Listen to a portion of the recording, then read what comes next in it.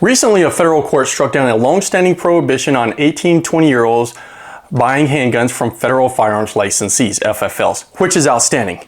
But 6 days later, that same court granted a stay in favor of the government. So what's going on now for 18 to 20-year-olds who wish to purchase a handgun from an FFL? Well, let's talk about it. Hello everyone, I'm attorney James Phillips and welcome to the Firearm Firm channel. Whether or not 18 to 20-year-olds have the right to purchase handguns from an FFL is definitely an important but contested issue that needs to be put to rest ASAP. And that's exactly what a federal district court judge out of West Virginia tried to do. So today we're going to be talking about the two orders Judge Klee recently published in Brown versus ATF. But before we dive into this case, be sure to take a second to help us fight against the anti-2A algorithm that is trying its best to silence the Second Amendment community by hitting the like button. And while you are at it, don't forget to click on the subscribe icon located down in the bottom right hand corner of this video to subscribe to the Firearm Firm channel if you have not already done so. In this case, two named plaintiffs, Stephen Brown and Benjamin Weekly, along with the Second Amendment Foundation and West Virginia Citizens Defense League, filed a federal lawsuit in the Northern District of West Virginia facially challenging the constitutionality of 18 U.S.C. 922 subsection B1 and C1, which prevents FFLs from selling handguns or handgun ammunition to anyone under the age of 21. On September the 27th of 2022, the plaintiffs filed an amended complaint seeking injunctive relief. A couple of months later, the defendants filed a motion to dismiss the plaintiff's amended complaint, and the plaintiffs responded in opposition to the defendant's motion and also moved for summary judgment. The court gave both sides ample time to file replies to the various motions, and on December the 1st of this year, almost a whole year later, the court entered an order denying the government's motion to dismiss and granting the plaintiff's motion for summary judgment. So let's first talk about the motion to dismiss filed by the government. In their motion, the government alleged that the plaintiffs lacked standing because they failed to demonstrate an injury in fact, which requires the plaintiff to show that he or she suffered an invasion of a legally protected interest that is concrete and particularized and actual or imminent, not conjectural or hypothetical. The plaintiff argued that they had in fact suffered an injury in fact because Mr. Brown and Mr. Weekly had each on separate occasions attempted to purchase a handgun and handgun ammunition from an FFL, and both of them were denied because of their age. Now, of course, the government tried to counter the argument by saying, well, they really didn't suffer an injury at all because federal statutes and regulations do not preclude 18 to 20-year-olds from possessing handguns and handgun ammunition so long as the plaintiff's parents or guardian purchase them from FFLs as a bona fide gift. Like me, the court did not find the government's argument very persuasive and wrote in their response, defendants generally miss the point and plaintiff's injury is clear. Defendant's specific arguments are likewise unavailing. First, the suggestion plaintiffs suffered no injury because a parent or guardian can simply purchase the gun and give it to an 18 to 20-year-old overly minimizes plaintiff's plight. Now, here's the part I really like. Deprivation of a constitutional right is a deprivation and necessarily an injury in fact, no matter if an easy and lawful workaround exists. The court went on to write, the government's suggestion erroneously draws too large of a distinction between the right to possess and the right to purchase a firearm. Although the Second Amendment does not expressly protect the right to purchase firearms, that right must exist by implication if the right to keep and bear arms is to have full meaning and effect. Common sense and logic tells us that unless one is a maker of guns, the right to keep/have a gun necessarily means that one must purchase it, steal it, be given it by another, or find one that another lost. This court therefore has no hesitation concluding plaintiffs have sufficiently pled and demonstrated an injury in fact. Nicely put, Judge Klee. All right, let's go ahead and dive into the granting of the summary judgment and the injunction. In order for a court to grant a summary judgment in favor of a party, there has to be no genuine dispute as to any material fact. When deciding on a motion for summary judgment, the court must view the evidence in light most favorable to the non-moving party, which in this case is the government, and draw any reasonable inferences in the non-moving party's favor. So, as you can tell, getting a summary judgment granted is kind of a big deal, as the non-moving party really has the advantage in these kind of hearings. In granting the plaintiff's motion for summary judgment and injunctive relief, the court began its analysis using the standard given to us by the United States Supreme Court in the case of New York State Rifle and Pistol Association versus Bruin. Under Bruin, the court must determine whether the act of purchasing a firearm is within the Second Amendment right to keep and bear arms. To satisfy this, all the plaintiffs needed to do is show that the law regulates a course of conduct that falls within the plain text of the Second Amendment. And if it does, the Constitution presumptively protects that conduct. As to this issue, the court wrote, being a functional prohibition on handgun buyers, the statute at issue makes it considerably more difficult for a person lawfully to acquire and keep a firearm, including a handgun, for the purpose of self-defense in the home, the core lawful purpose protected by the Second Amendment. Common sense also tells us that the right to keep and bear arms includes the right to purchase them. The next issue the court had to address is whether under the Second Amendment, ordinary law-abiding adult citizens between the ages of 18 to 20 years are part of the people whom the Second Amendment protects.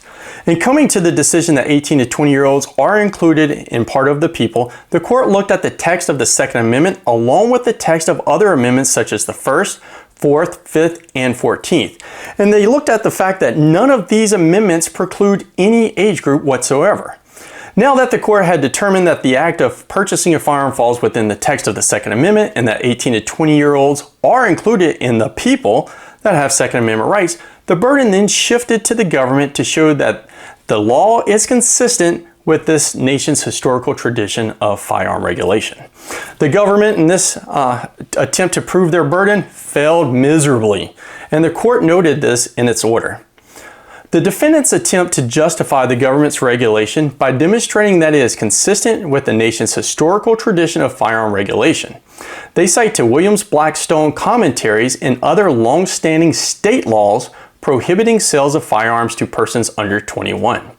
Notably, defendants argue that historically, a person's age of 21 is the age of majority.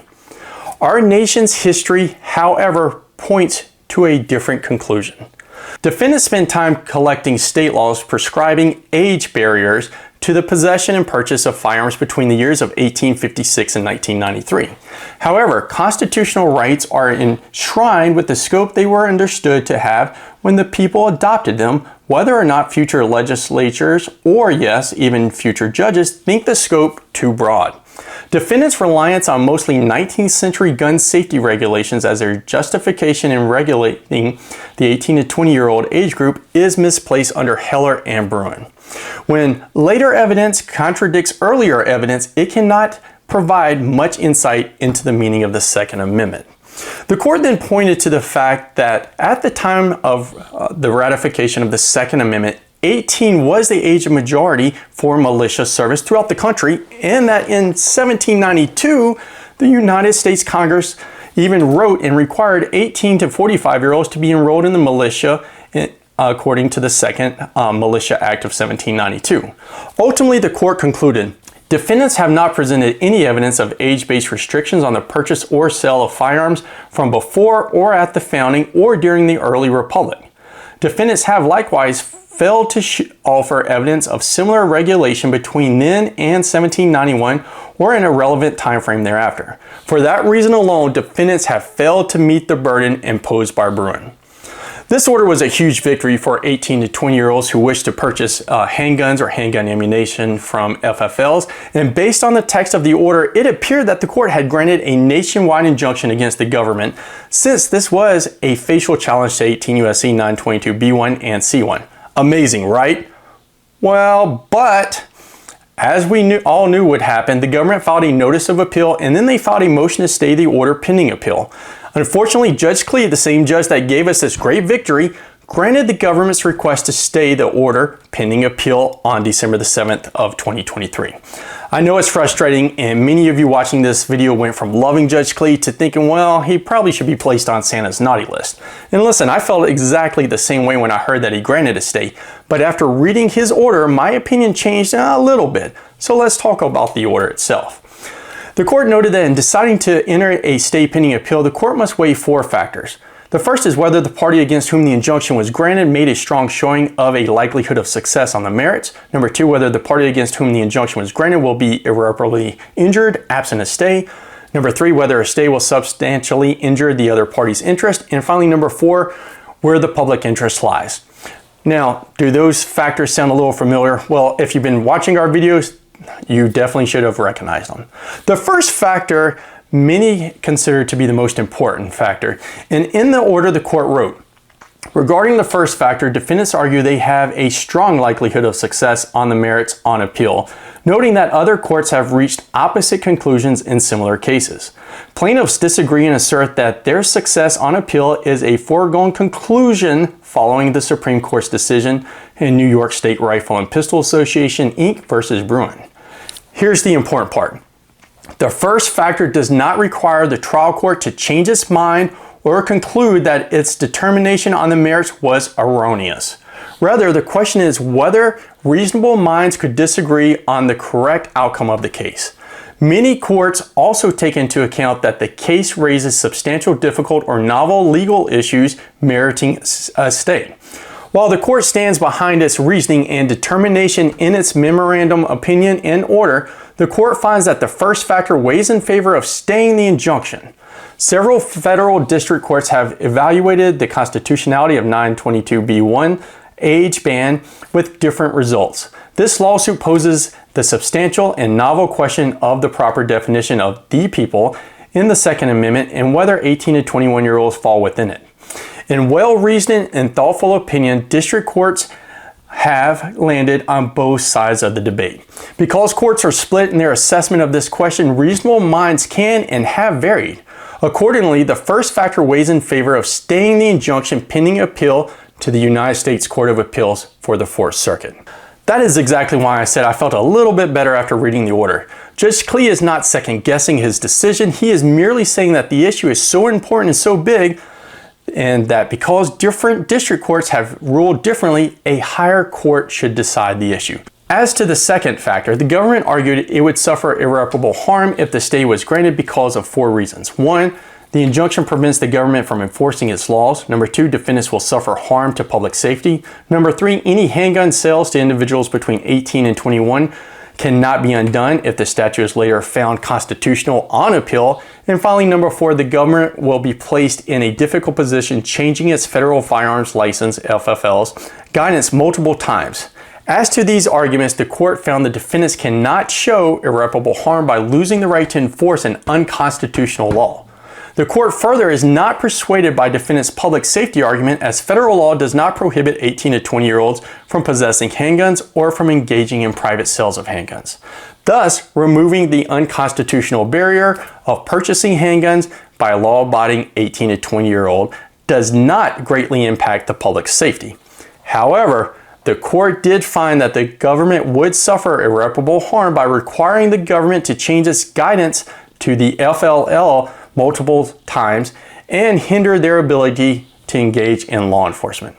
As to the last two factors, the court determined that although the plaintiff's interest in the vindication of their constitutional rights suffers while the judgment is stayed, the stay is necessary to militate the possible negative effects of relying on the injunction while it is subject to an appellate review and possible reversal.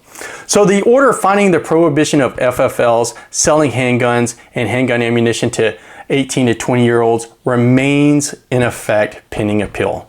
Obviously, I would have liked it better if the court would have denied the government's request to stay the order pending appeal, but at the same time, I somewhat understand the judge's reasoning. There is one part about the order I really detest, and that is where the judge clarifies that if the stay is lifted, the ruling would only apply to the named plaintiffs and not to everyone like the original order seemed to imply.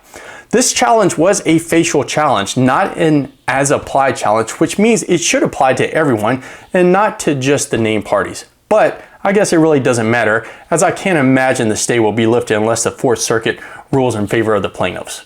Of course, if this happens, I expect the government will seek a writ with the United States Supreme Court. I know today was definitely a long video, longer than usual, but thanks for hanging in there with me. Be sure to let us know what you think about these two decisions down in the comments section. And as always, if you have any questions about this video or any other Second Amendment related questions, you can leave your questions down in the comments section along with your comments, or you can email your questions directly to us at questions@thefirearmfirm.com. Until next time, stay armed and educated.